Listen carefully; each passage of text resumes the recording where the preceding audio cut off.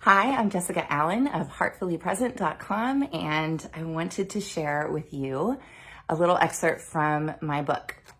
If you would like to know a little bit more about our story, there's another video with a little bit more of that information down the page, and I would love to connect with you and answer any questions that you have. My experience with grief and loss is through the birth, life, and death of our first son. We named him LJ. We actually named him John McDowell Allen IV after his daddy, but he was only 1 pound. He was tiny. So we called him LJ for Little Jack, and his life was just absolutely a miracle. And the book that I wrote in honor of his 10th birthday is my experience, my real lived experience with grief. It is raw. It is very real. There's a little language in there because I feel like that's just grief. It's just how grief is. And so thank you to Jeff and Mackenzie Rollins and Hope Family Care Ministries for inviting me to share a little with you today. I would love to read you just a quick excerpt. The book is small because he was small, and the chapters are very short. So it's not necessarily an easy read, but it is a quick one. So I'd like to share with you from chapter 32. This is a chapter on acceptance, which is the 5th and final stage of grief. And quickly, and first, a quote from Anne Lamott. "You will lose someone you can't live without, and your heart will be badly broken. And the bad news is that you will never completely get over the loss of your beloved. But this is also the good news. They live forever in your broken heart that doesn't seal back up. And you come through. It's like having a broken leg that never heals perfectly, that still hurts when the weather gets cold, but you learn to dance with the limp." It's a quote by Anne Lamott. While this particular mentality is surely considered unhealthy by any wise grief counselor, I do not accept that LJ died. That fact, that reality, is unacceptable to me. So the term acceptance, while I do understand its purpose, is not my favorite label for this stage of grief.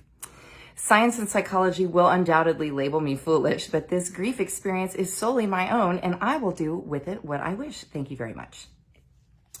Rather than accept this unacceptable reality, I've found ways instead to make peace with it. My stubborn reframing of acceptance is semantics, I know. But I can understand making peace. I can bow in reverence to reality. I will honor its irreversibility. I'll acknowledge its eternal impact upon my mind, my heart, my family, and my future. And then I'm going to live. My life is now divided in two, before LJ and with LJ. I used to look at it as before and after. But that dividing line before and after would mean that my son is just 1 point frozen in time. I don't just see him in the rearview mirror. He's the full spectrum of my life's timeline. He touches everything I do because he's part of me, just as much a part of me as my hand or my heart. I do believe I'll see him again someday when I get to see Jesus too. I have no logical way to explain this, but the image in my mind of LJ in heaven is a blonde, floppy-haired 3-year-old, smiling and playing, wearing a specific outfit I don't own and I've never seen in real life. He's healed, whole, loved, and safe in the arms of the one who made him. Wouldn't it be amazing if that's what he actually looks like when I get to hold him in my arms again? I assumed that once I got a handle on acceptance, I'd be okay. Like grieving was a finite experience, a simple series of squares to follow towards the finish line on the board game of loss. I was so misguided. This grief journey isn't a straight line. It repeats itself, really, more like a wobbly wheel. At the top of the wheel is my lovely and high-functioning life, acceptance. At the bottom of the wheel is, among other dysfunction, depression and anger.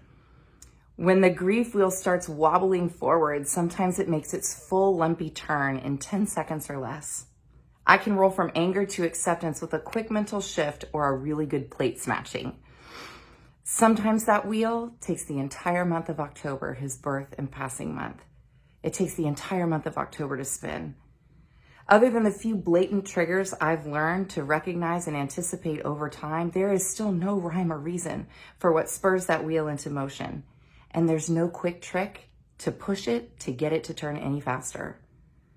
And so I lurch forward, learning with each full turn how to do it better the next time.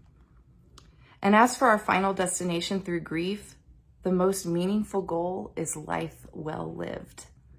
There's no map to get there, but if I allow God to drive for a while, I'm pretty sure we'll keep pointed in the right direction. Grief changes you forever, and it still makes me do weird things. I used to be self-conscious about it, but I really don't care much anymore.